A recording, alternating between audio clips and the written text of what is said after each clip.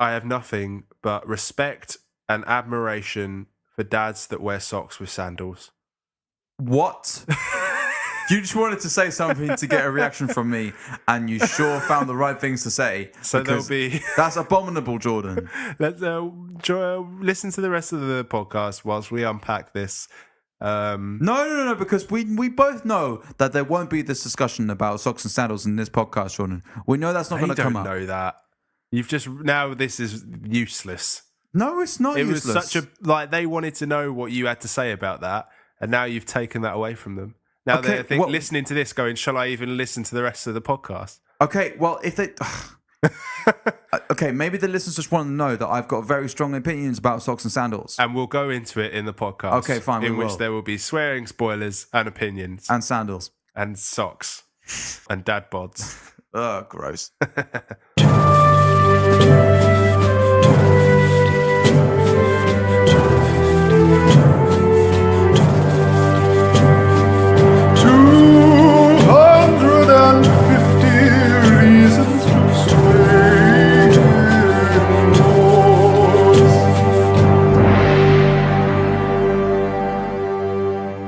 Hello everyone and welcome to 250 Reasons to Stay Indoors. I'm Jordan. And I'm Keiran. And this is the podcast where we watch the IMDb top 250 films. We say stuff about them and tell you whether it's worth watching or not. Kieran's looking at me because he completely dropped the ball and forgot to get the stats ready. But if you've been following us, we will be watching the second film in the trilogy. Well, actually the third film in the trilogy of Once Upon a Time in the West.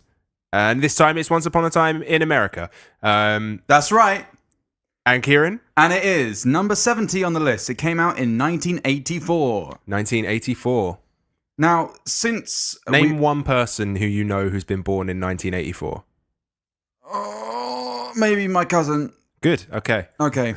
What about you? Do you know someone? Yeah, James, Simon, and Carl. Probably.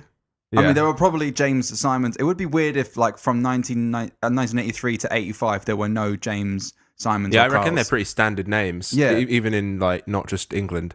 Well, everywhere. Well, not everywhere. Listeners, if you know a James, a Simon, or a Carl that's been born in 1984, hit us up, let us know, and we'll send them some free merch. Do you not think it's weird that you say that's been born? I did think that after I said it, but I thought maybe in the kindness of your heart, you might be able to let me get away with it. But no, clearly not. So let's just move on, shall we? I got no kindness in my heart. No. Anyway, so the middle film in this trilogy is Duck, You Sucker. So you watched this one, didn't you, Kieran? Yeah.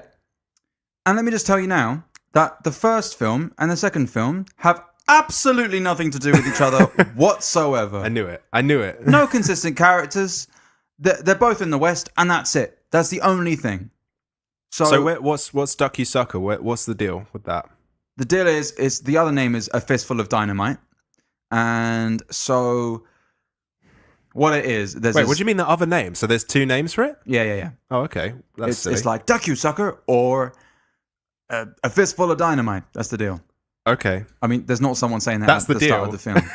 Anyway. So I can either duck or I can have a fistful of dynamite. Well, there's one guy with a fistful of dynamite, and he's telling everyone to duck, you sucker. Oh, okay. So what's going on is there's a Mexican guy, and he's got his own like runaway bandit guys, banditos, and they go about trying to steal people. And he wants to go to the big bank in Mexico and get fuckloads of money. Right. There's this Irish person from the IRA. They cross paths. And because it's the IRA, loads of bombs, haven't they? That's why it's got all the dynamite. Yeah. So that's the Makes link sense. up. And they kind of have some hijinks going about trying to work out if they're buddies or not. Long story short, like all the Mexicans' family dies. And they get on a train. They kill the president, and because the president's on a train at one point, right. And they get on a train to America, and then they go to the promised land in America. That's okay. that. All right. So I guess it's like they are in the West. In the second film, they're going from the West, and then I guess down to Mexico, and then to America again. I really don't feel like there's America. actually any consistency between the films. No, basically, it's just 3 films that Sergio Leone made. Right, That's it. exactly, yeah. But the one thing that really pissed me off about Duck You Sucker was there's part of this... Oh, my God. It was the worst thing. Ennio Morricone is the guy I think he does the music with Sergio Leone, right? Yeah.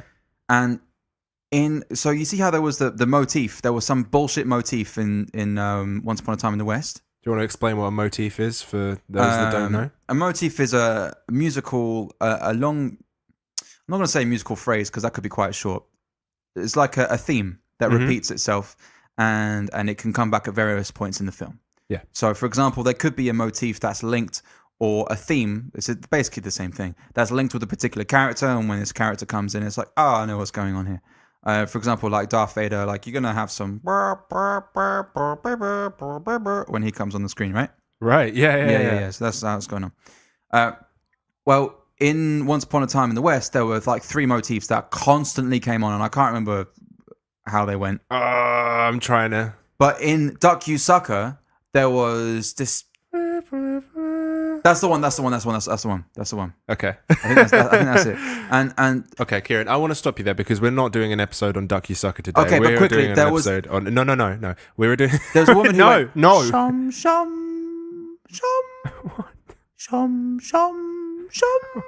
And that was like the theme, and it went on a bit, but that's it. There you go. How's it go? Shum.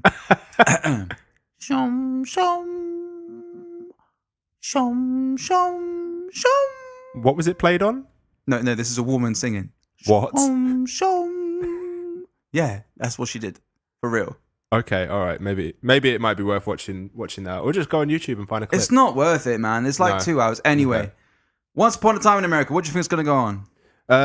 So I reckon that it's going to be something in America. Sick. Something that's like, the first one, Once Upon a Time in the West, seemed like it was just sort of basically a story of the American dream kind of thing, like people just living in America and doing that whole shit, Yeah, you feel me? Descriptive. Yeah. I think this is going to be more of the same, more of just people living out American lives, doing something American, getting a Big Mac or something like that. Yeah. When did McDonald's come about? 50s? I'm saying 50s. Yeah, I want to say 50s. Anyway, from the look of the dude's face in the picture, in the poster, Yeah. he's got a hat that makes it look way more modern than Western times. Robert De Niro. Is that the dude? That's the dude. Was he in The Godfather? Whoa, no, I don't think so, actually. I might be wrong. He's in some other shit. Anyway, I'm hoping that it's in the 30s-ish. And then from that point, I just want it to be gangsters. But we'll see. Yeah, I love me a gangster film. Because I love all if you've got Western banditos, or you've got like cowboys and shit, then they don't get a funny cowboys. There we go. Banditos and gangsters. I like that. You should talk like that all the time. What? Just do a different accent based on... I don't know. That it sounded kind of like verging on Kentucky. Well, I do declare. On a Daniel Plainview. Yeah. Okay, not quite. Well, anyway, Gangster. hopefully it's going to be gangsters in this one, because then I'll be happy. There's definitely going to be gangsters in this. Oh, okay. Yeah, I reckon so. Sweet. Okay, should we go watch it? Let's do it. Yeah, I don't think that's going to catch. it's like the Batman interlude, isn't it? Okay, all right. There you go, Batman.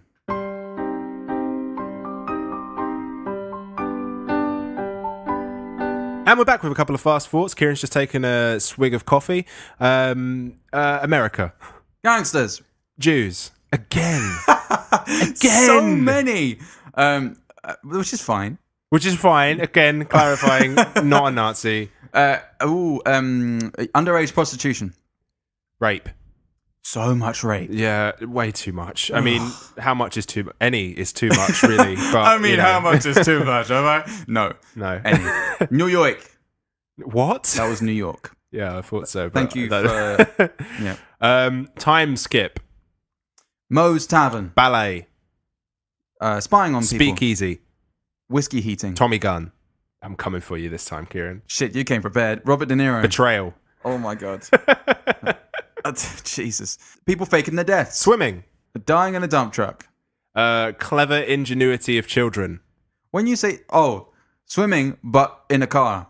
Yeah. You're all out. You're all out. Oh, right. No, well, you just said swimming in a car. I thought you were just talking about my Well, I was Swimming. fighting back for swimming in a Okay, cup. opening bottles of champagne with a saber. Yes. And Gamelan played in a fucking smoky place.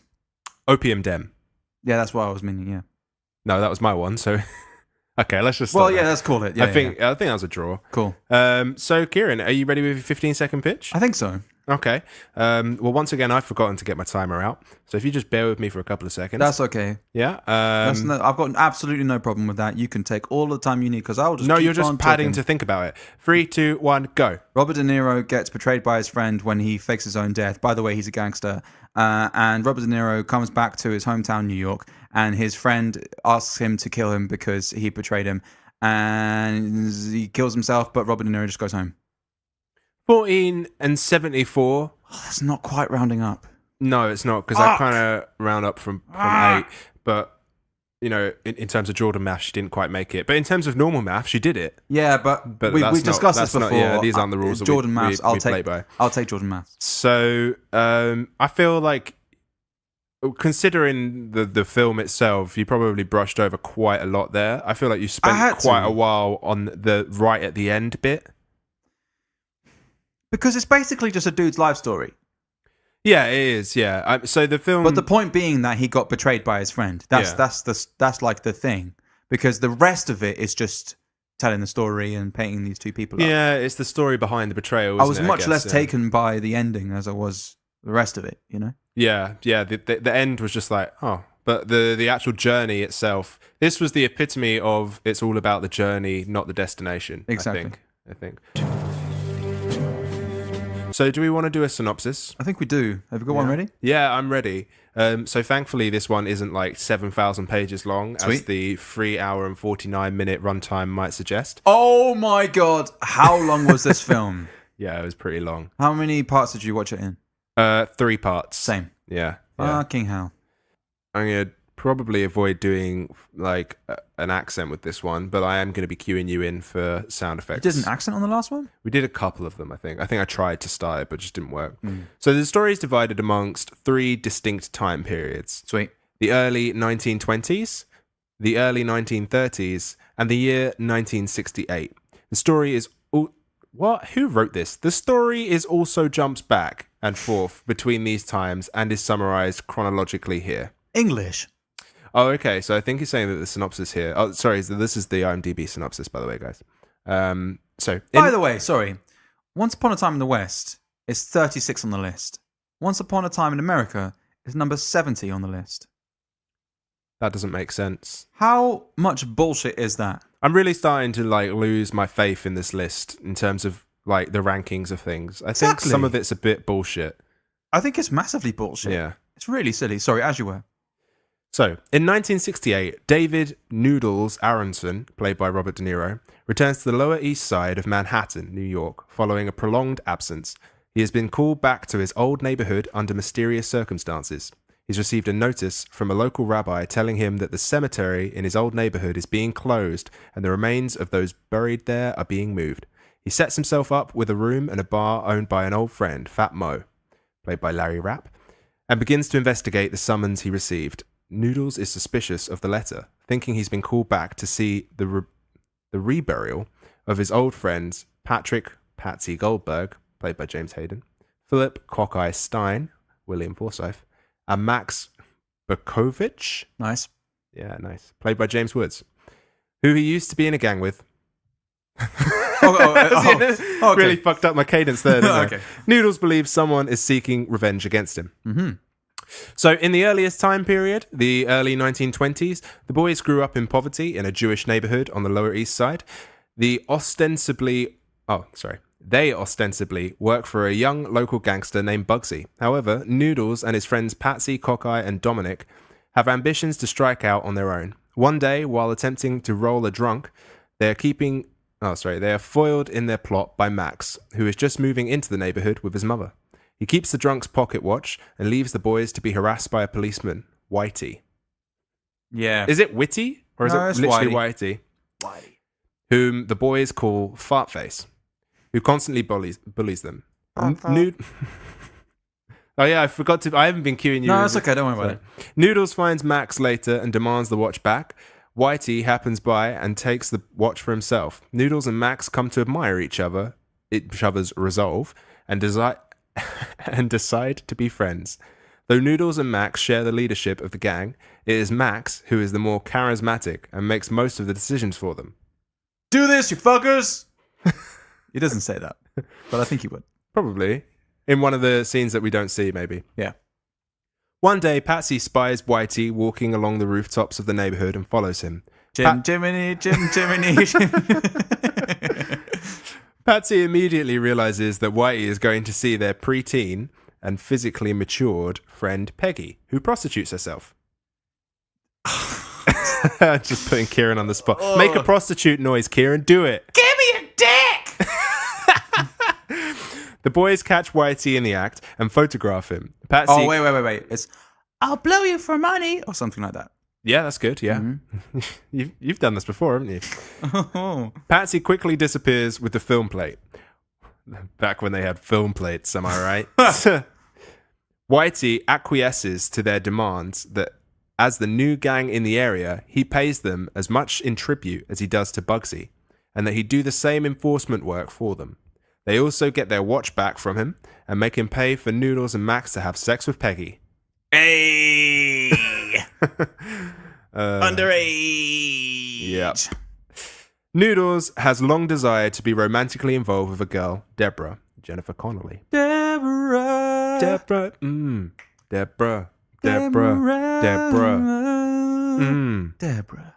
who lives in the building and whose father owns the local kosher restaurant in the neighborhood.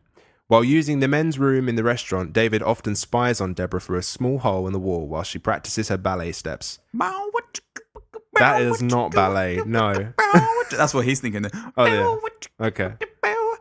Deborah, however, mostly ignores his advances, with the exception of an intimate moment they share when the restaurant's closed during Passover. Ooh, baby. I'm just giving you all the intimacy and prostitution cues. Yeah, cool. The boys become something of a success in their neighborhood, thieving houses and stores and rolling more drunks, and other weaker types of small earnings that are substantial for themselves. When Bugsy hears that there are another gang that isn't under his control, he and his thugs horribly beat Noodles and Max. Undaunted, the boys meet with the local Italian mobster, Capano. What? Capano. Okay. I don't know how that even is pronounced. All right. Kapow. No. Kapow. No. Go on. And show him an invention of Noodles that will allow Kapow. No. To keep all the imported cargo he illegally deals, even after his ship's crews are forced to throw it overboard by harbour customer agents. You get the picture. The first time the boys use Noodles' inventions, it works perfectly, and the boys are overjoyed at the cargo that floats to the surface. Yay! Max falls overboard. No! And doesn't surface for a seemingly long amount of time. Worried that his friend is drowned, Noodles looks for him and is perturbed. Perturbed? What the fuck does that mean? Perturbed. And he is put in a tube when Max finally appears. Oh, in a tube. How did I get in this tube? The invention is a success and the boys become very wealthy, receiving Great success. 10% of Kapow!'s earnings. They rent a train station locker and stash their cash earnings in a leather briefcase. Stash the cash. Promising that they will only withdraw or deposit funds from the locker when they are all present. And they say that the key will be kept at Fat Mo's. On their way back from the station, they're attacked by Bugsy, who, with this time, carries a pistol. Dominic is the only member of the gang who is shot down by Bugsy. I slipped. This is like a really cold, in brackets, being the smallest, he is unable to run for cover as fast as his companions. Stupid fuck. Stupid small kid. And dies in Noodles' arms. Noodles retaliates and stabs Bugsy with a switchblade several times before a policeman comes to try and stop him. Noodles, still in a fit of rage about Dominic, stabs the cop and is arrested. He is sentenced to 12 years in jail. Boo. I mean, it's justice, to be fair. Yeah. It's, yeah. I mean, that's 2 lives, and that's only 12 years. And that's in America as well, which is quite surprising, to be honest. His friend... but he's a white boy. Yeah. His friends turn out to see him delivered to the juvenile reformatory. In the early 1930s, Noodles is released from prison and is picked up by Max. Max explains that he and the rest of the gang have set themselves up in an undertaking business. Me and the rest of the gang set themselves up in an undertaking business. However, the mortician's parlor is a front for the real business, bootlegging liquor. Isn't that like fucking Some Like It Hot? Shit. Yeah, it is. Yeah, they're in a speakeasy then. It's the same time, the Prohibition era, isn't it? Check it out, though. But they're both doing Undertaker stuff. Oh, yeah. No, you're right, actually. Yeah, the start of Some Like It Hot, they're using undertaking as a front for smuggling booze. I mean, it's obviously must have been quite a good way to go about it. But or Some maybe Like It this Hot- film drew some inspiration from Some Like It Hot. But Some Like It Hot is set in Chicago. That's what happens. Yeah, Kieran. That's what I said, okay? Okay, you moving can't on. prove otherwise. And now I've lost where I am, so thank you. According to Max, they run the most popular speakeasy in the city. They hired the scotch they serve in the building's steam heating system. Mm-hmm. A party is held for Noodles on his return, and Max introduces him to some new associates, Frankie Manoldi, Joe Pesci, and his partner, Joe. Less impressive. Burt Young. Frankie and Joe want the gang to rob a diamond brokers they own in Detroit. During the heist, Noodles hits and rapes a woman, Carol, Classic. Tuesday World, who works there. Whose name is Tuesday? What other days of the week can you have as your name? Tuesday is the most name-like. Sunday. Sunday, yeah. Yeah. Yeah, I think that's it. probably. You're not going to call your kid Thursday, are you? I wouldn't want to be called Wednesday either. No, Wednesday Addams. Is that a name? Addams Family. Wednesday. Yeah, Wednesday Addams. I mean, yeah. Saturday's or a is bit it long. Wensley Addams? She's a masochist who provokes Noodles into beating her. She's a masochist. Noodles also does so. Nuso also does so, despite a stern warning from Joe himself not to abuse her. The gang meets with Joe to give him the diamonds and kill him, and his men on Frankie's orders. Okay.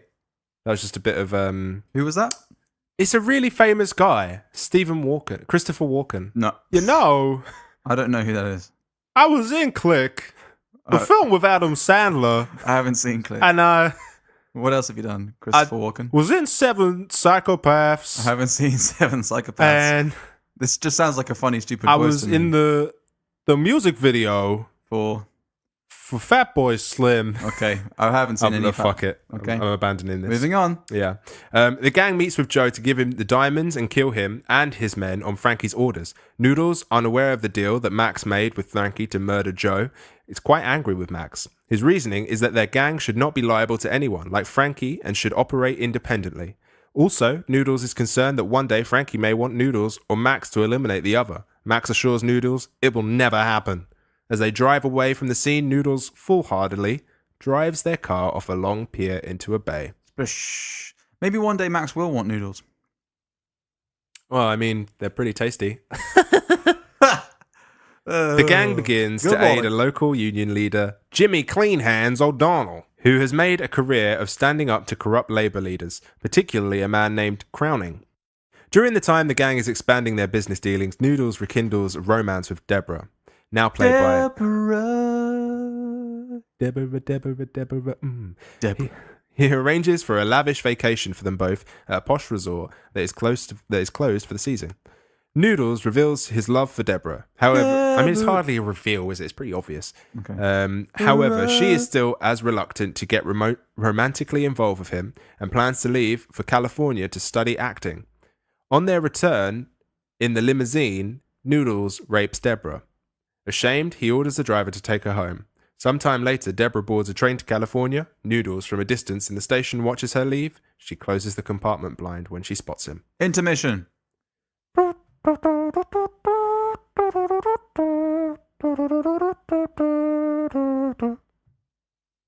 While calling Max and Noodles for assistance, Jimmy is nearly killed on the street by Chicken Joe. The gang retaliates, shooting at Crowning outside his club, killing his bodyguards, including kicking Chicken Joe. Cooking Chicken Joe. With a wounded leg, Jimmy is crippled for life, but is able to continue his career. While they celebrate with Jimmy in the hospital, Jimmy's attorney, Shark, I mean, what a name for an attorney, Well, clearly it's a nickname. tells the gang that prohibition may soon end and they should think about entering legitimate business with their large fleet of bootlegging trucks, with Jimmy acting as their front. Max seems to like the idea, however, Noodles is unconvinced, still adhering to his old mantra of not working for anyone but themselves. Max suggests that Noodles' idea of business is too archaic and that they need to expand to make more money. He didn't say you're too archaic. Mac, Noodles, you're too archaic. Mac Noodles. Yep. Mac Noodles, I've got a brilliant idea. McDonald's. But Noodles still adheres steadfastly to his street code. We're almost there now. Sweet. In late 1933, Prohibition approaches its end, and the gang find themselves out of work. Not wanting to go into legitimate work, Max reveals an audacious plan to rob the Federal Reserve Bank in Manhattan. What? Crazy. Noodles thinks the plan is too outrageous, knowing that it almost certainly would get him and the rest of the gang killed. By this time, the woman Noodles sexually assaulted in Detroit, Carol, has joined the brothel that Peggy runs and has become Max's girlfriend. She tries to convince Noodles to get Max to abandon his plan to tip the police to get Max arrested, to give him time to think over his scheme's absurdity. Did you get that? Just about, I think. Noodles plans to alert the police about a liquor exchange Max has planned with Cockeye and Patsy, which is set to take place a short time after the gang's party in celebration of the end of Prohibition. Noodles does so, and when Max joins him in the office, provokes Max into a fight by suggesting his friend is crazy.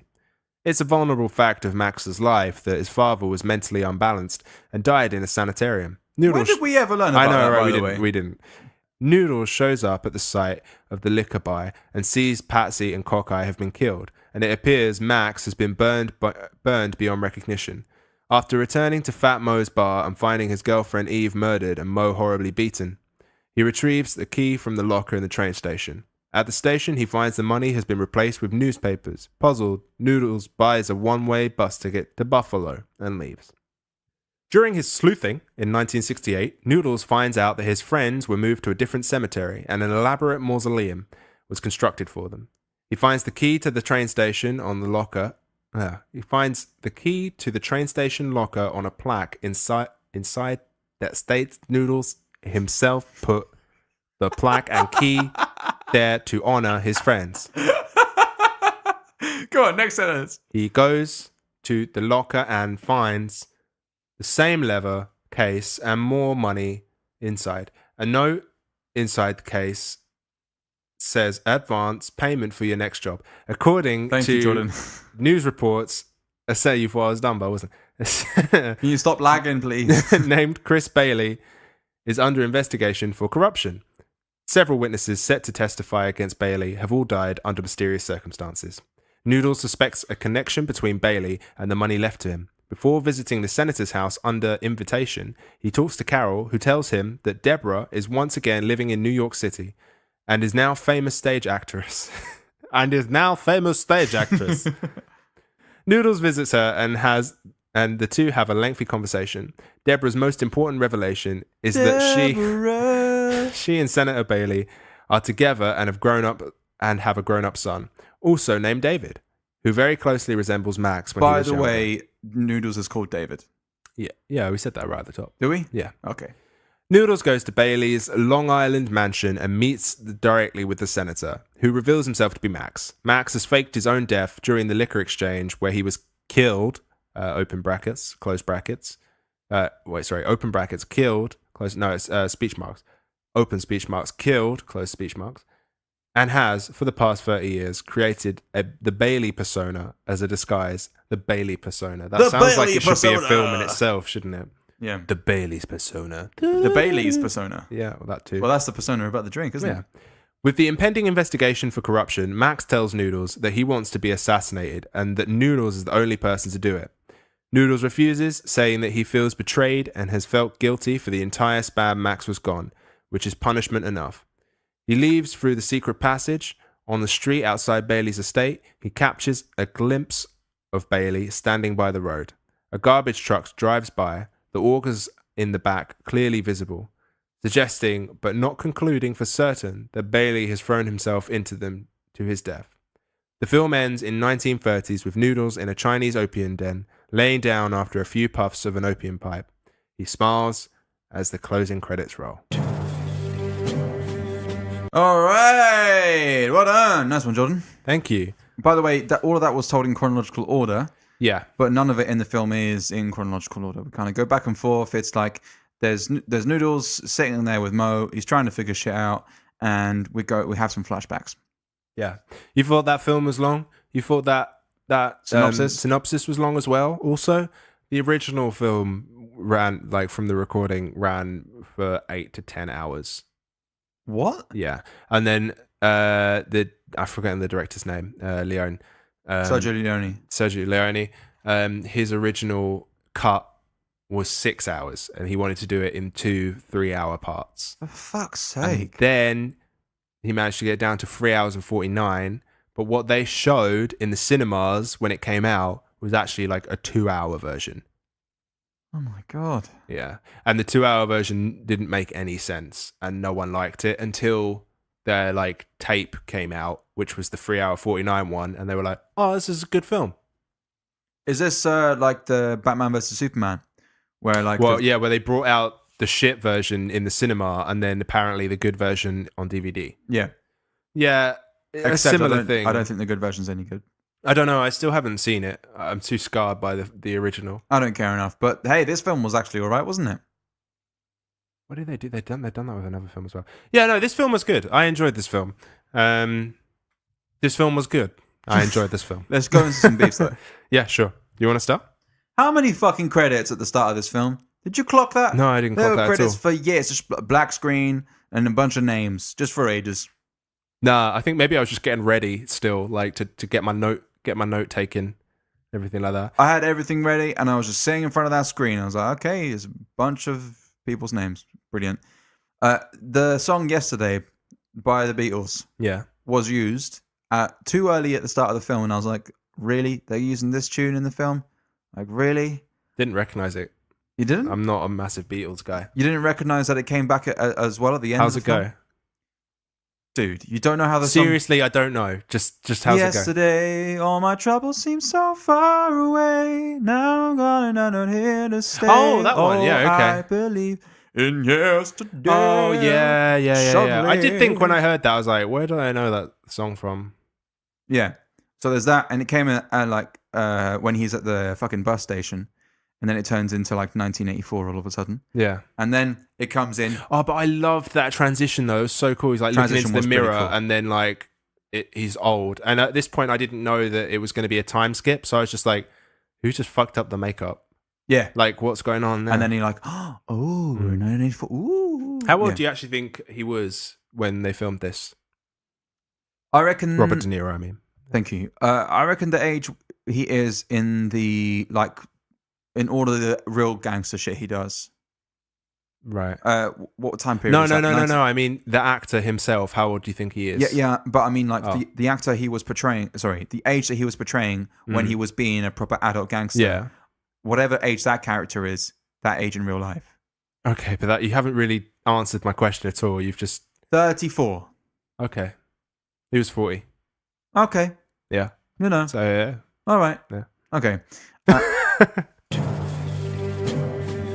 Fake panpipes.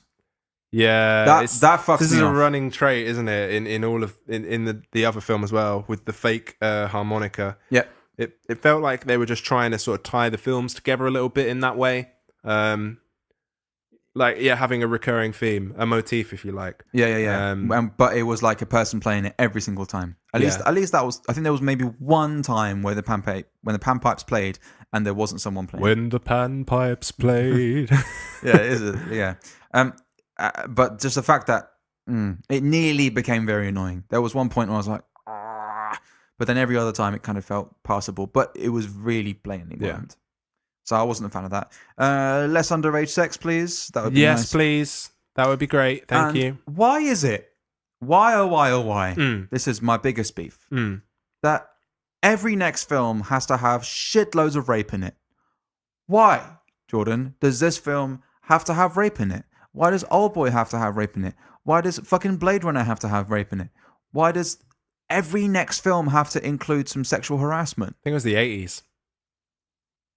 Rapey 80s, is that what you're saying? The rapies. The rapies. The raties.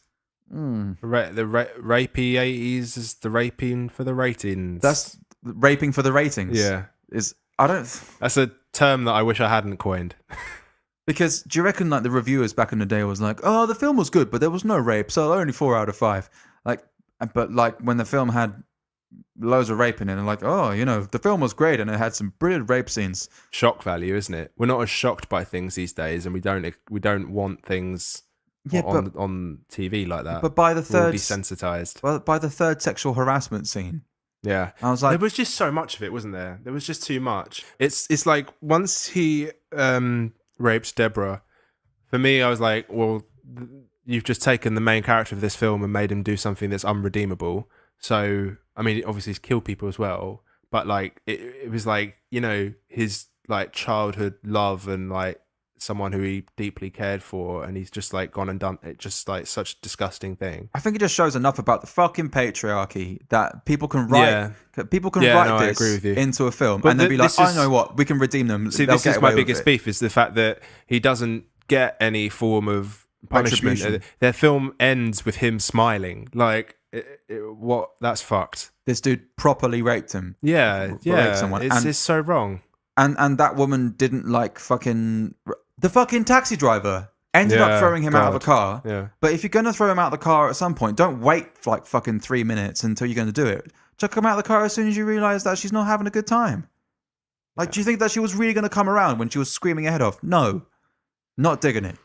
No, didn't like that. No, that was one of my beefs. Another one of my beefs, the phone ringing at the start of the film. How many times do we need to hear that fucking phone ringing? God, that was unbearable. Like, it's one of those things where it's like, it's ringing, like it's something that is constantly happening. And at first it's annoying, then you kind of get past it, and then it becomes annoying again, and then it becomes unbearable, and then it becomes okay again, and then you just want to kill yourself. Yeah. It literally just, you go through, and then there was a point where, so it's ringing.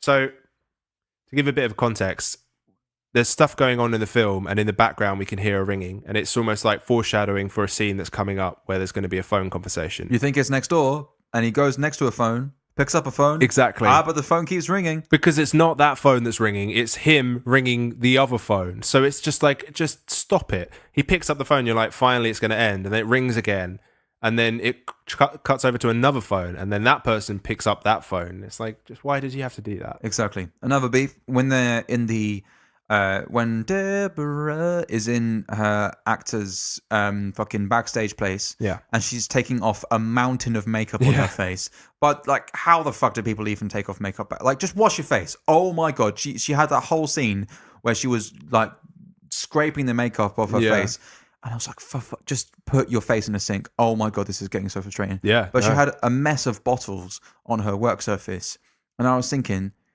like, it needs to be way more organized. That bugged me, that there was just bottles all over the place. I wasn't happy with that. How's your makeup station? Is that all nice and cleanly It's laid alphabetized. out? Alphabetized. So part of this film, it was just when he goes to Buffalo, yeah? Yep.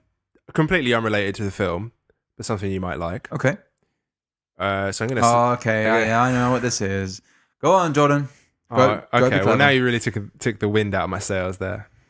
I don't even want to do it now, really. Well, you've researched it, so you go on. Okay, well, it's just a thing. So the sentence Buffalo, Buffalo, Buffalo, Buffalo, Buffalo, Buffalo, Buffalo, Buffalo is grammatically correct. Can you please explain that? Because I've never understood why. Because it's like, so Buffalo from you're using Buffalo as... Every explanation I have for this I've ever heard sounds exactly like the way you're doing it now. Right, so the first sentence, Buffalo, Buffalo, Buffalo. Buffalo that buffalo from Buffalo are also buffaloed by buffaloes who buffaloes from Buffalo. How is it so first of all, I can't believe we're doing this. It's like buffalo, so buffaloes from Buffalo. Buffalo. Oh, okay. Yeah. Buffalo. So no. What was the third one? The third one is that a verb? Buffalo, yeah. It's as if it's to bully someone. So that is a verb, is it? Yeah. Okay. Right, so buffalo. So buffalo's from Buffalo. Yeah. Bully.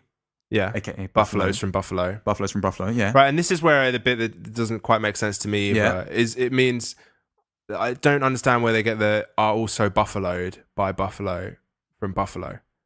So there's an extra 3 on the end there. So Buffalo, Buffalo, Buffalo, Buffalo, Buffalo. Yeah. Buffalo, Buffalo, Buffalo. Nah, I'm not really getting that. I feel like there should be a semicolon there or something like that. Yeah, it's a word. It's definitely a thing, though. It is definitely a thing. That feels like something that, and I think it was something that, like, in year 8, this dude came up to me and was like, hey, Buffalo, and I'm like, shut up. No, you weren't. Well, I tried to figure it out, and then I was like, shut up. You were like, oh, yeah, that's cool. Will you be my friend? I wasn't. Don't fucking lie. So because it was me that said that. I've got some and bits. We've been friends ever since. No, we haven't been friends since year 8. I wish we were, though. Wow. That would be that's nice. really fucked my childhood. Okay, so... Have you ever used a locker in a train station?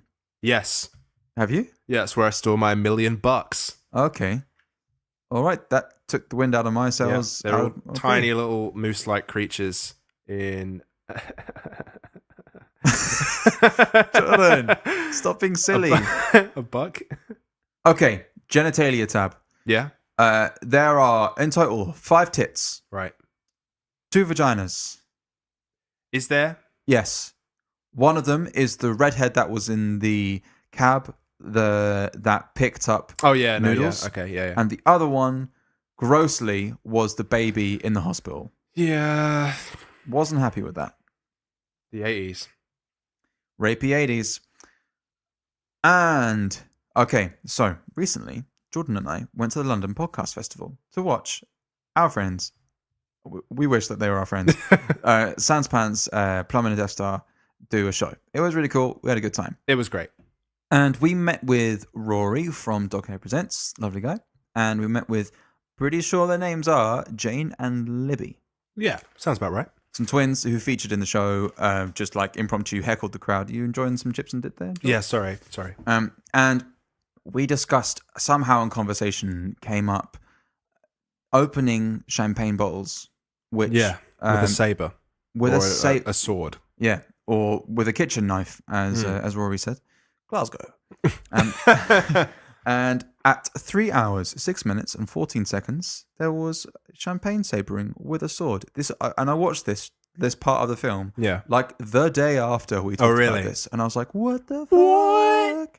Yeah. What? So that was pretty crazy. Did you see the one guy that like just totally fucked it up though? No. Yeah, there was right. So first of all, I had a bit of an issue with that scene because they did that over the cake. Yeah, but as if they give a shit. The 4 corners, like, round the cake. But then they went to eat the cake. It's like, come on. The like, cake's covered in champagne. It gives a shit. No, covered in fucking glass, Keiran. They just, like, sliced open a bottle with a knife. And you can see the ends aren't, like, they didn't just get the cork off. They sliced the bottle. They did proper slice. But there was one guy that literally sliced the bottle in half. And he just walks off scene, just like, oh, fuck, I really hope they didn't get that. It's literally like a straight in half, like lengthwise. Like, oh my days. Yeah, like it was Do you like... mean horizontal wise? Lengthways. No, because lengthways down the bottle would be vertically down. Yeah, vertically.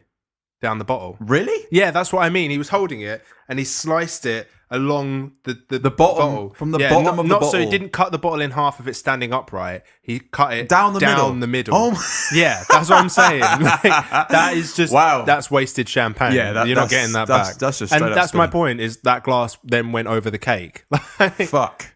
Okay. Glass cake. Tasty. Yeah, so sorry. Go on. I got one more bit in Bob. Yeah. The scenery in this film. Right. Was just fucking beautiful.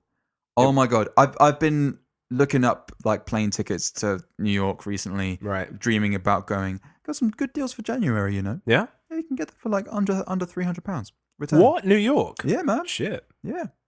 Anyway. January sales as well. Hit up them shops. No, yeah. Oh, yeah. Good shout. Yeah. Although after you take in consideration all of the food and, you know. You can't go to New York and not do shopping. I feel like that's all there is to do in New York. Nah, there's dude. I've listened to enough podcasts to have a list of things.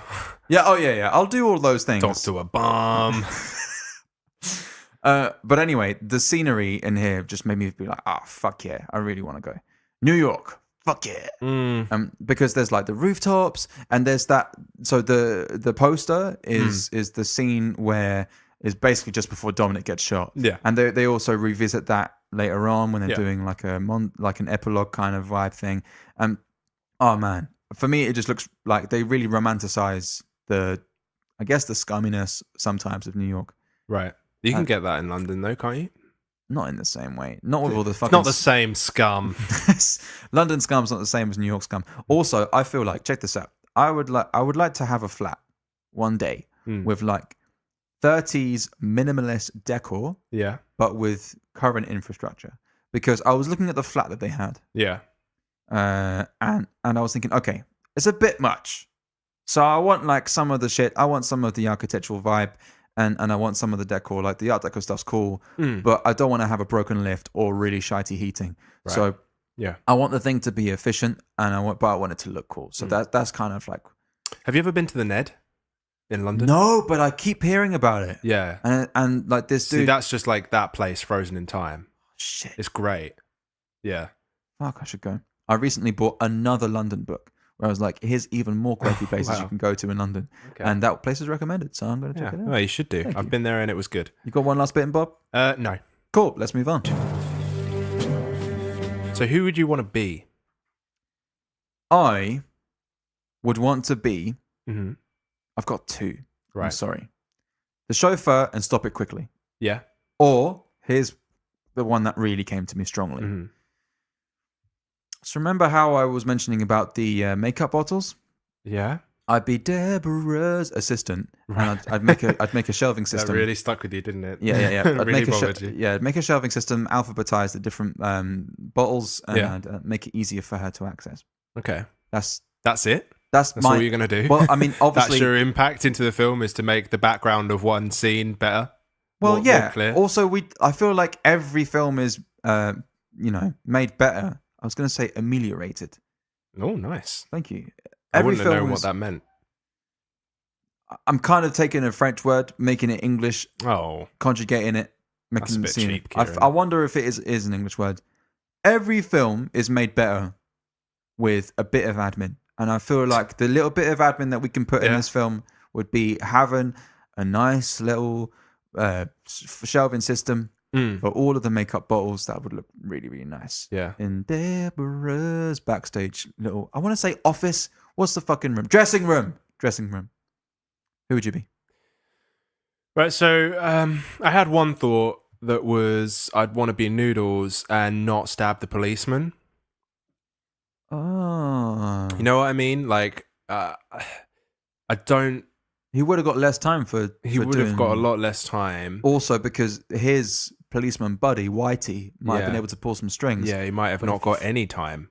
But if you fuck up a policeman... Because also the thing is, like, he would have then killed Bugsy, who was... the Whitey was also having to pay money to.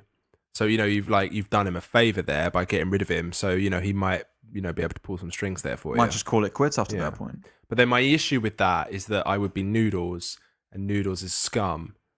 And Has he raped anyone yet? No, well, no. He's had sex with fucking Maggie, whatever her name is. Yeah, but Peggy. in the same way that every, however old they are, young boy wants to just get rid of their virginity. Can't That is true. really, blame him for that. Like, that's the thing that most guys I did feel. lose my virginity before the legal age. So, Kieran. yeah, confessions. So, and at the time it was like, yeah. Pray for the sanctity of your soul. The Lord Jesus will, Not look kindly upon this. yeah, I guess not. You're fucked, mate. Pastor Jordan just going around the congregation. Yes, I bless you. I bless you. You're Bless you, my fucked, son. mate. Bless you, my son. Fuck. Okay, cool. If you were to bring someone into the film, who'd you bring? I'd bring in Bugsy Malone.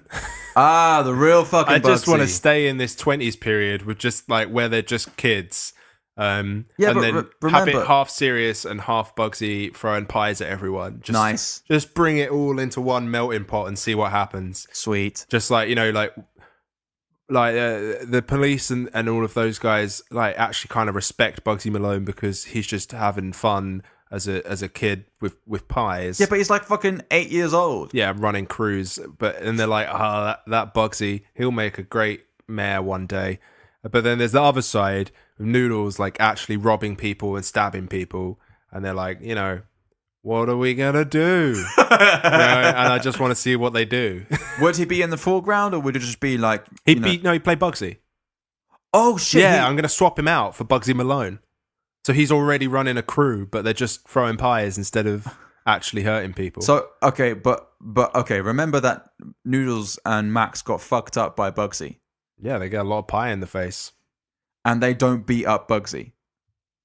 And so Noodles doesn't stab little kiddie Bugsy. Well, Bugsy might shoot the kid with a pie gun or a potato gun, and therefore wouldn't die. Don't know really what's in Bugsy Malone's arsenal, to be honest. Don't know what he's capable of. Well, he's got like spray guns, like fucking shaving foam or some shit. Yeah. And I think the kid, Dominic, would just be like... Probably really? just tell his mum or something like that. Oh, I got shaving foam. Your kid's been stabbing up people. Yeah. Okay, all right, Bugsy Malone. Yeah, that's what I'd do. I'd bring a Bugsy Malone in and just have a good time. That's cute. What about you? I'd bring in the Artful Dodger. The Artful Dodger? From Oliver. Okay, I was thinking about the UK garage artist. No, not quite the same. Artful Dodger. Other ones and twos. No, not quite. That would be cool. Are you ready, Bugsy? No. Artful Dodger from Oliver. But how much better would the Artful Dodger, the UK garage artist, be? Just think he would tag along and just put some garage MC things at the end of it, what people were saying. No. Shabba. I can't get that image out of my head, but Artful Dodger from Oliver, I'm going to try and focus. Yeah. He would do an exchange trip with Dominic.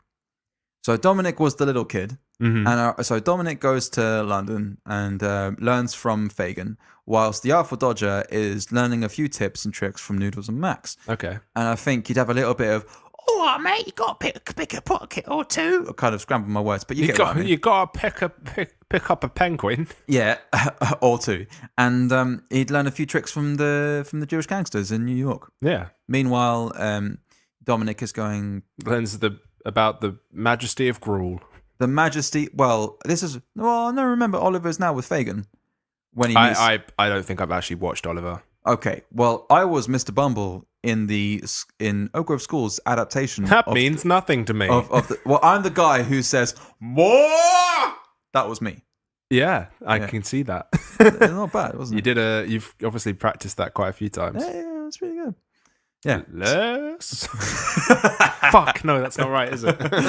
How's it go? Yeah, Artful Dodger. That's who I'd bring in. Okay, cool. Would you stay indoors? Yeah. I want to watch it again, and I want to watch it all in one go. Same. I would suggest actually doing that and like giving yourself, like, maybe, I don't know if people want to watch a film on a Sunday, if that's what because that's your Sunday. If you're working a Monday to Friday sort of thing, that's kind of like start watching your it evening. Watch it at 2 p.m. I'm saying you've just had your lunch, but you're not yet in a food coma tired vibe. Okay, if you go out on Friday and you're like hungover on Saturday, maybe do that in the afternoon. You can watch a film on Sunday. Would you stay indoors to watch once upon this time I would in America?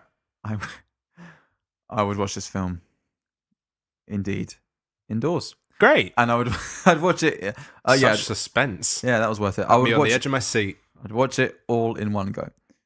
So I would do exactly as we discussed. Yeah. Okay. Next week. Oh, by the way, if you want to watch this film, you can watch it on Amazon Prime Video. Yeah. There you go. Okay. And if you want to stick with us until next week, you should check out Shutter Island. Yes. There you go. The island full of shutters. Maybe it is. Maybe it isn't. Only time will tell.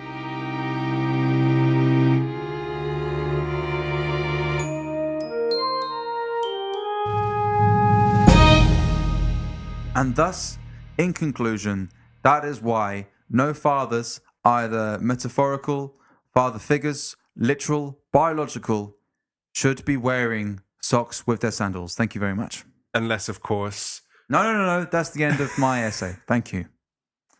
So if you enjoyed that episode and my in-depth analysis of why dads shouldn't wear socks with their sandals, you can tweet us at 250 Reasons. You can also get in touch on Instagram and Facebook, also at 250 Reasons. Email 250reasons@gmail.com with your 15-second pitch of the film or with your general opinions about socks and sandals. You can do that too. You can also check us out on Spotify, Acast, Podbean, YouTube, and that's all good. Stitcher. Yep, Stitcher as well. You That's can leave another one just this. out there. This is a really nice thing you can do. A 5-star review on iTunes, and that really helps us out. Oh, So that would be so nice. that would be lovely. If your dad wears socks with sandals, tell him off. Take a picture and then send it in, and get your dad famous on the pod. Exactly, Dad Pod. Dad pod. Nice. See you next week. Hashtag. Bye.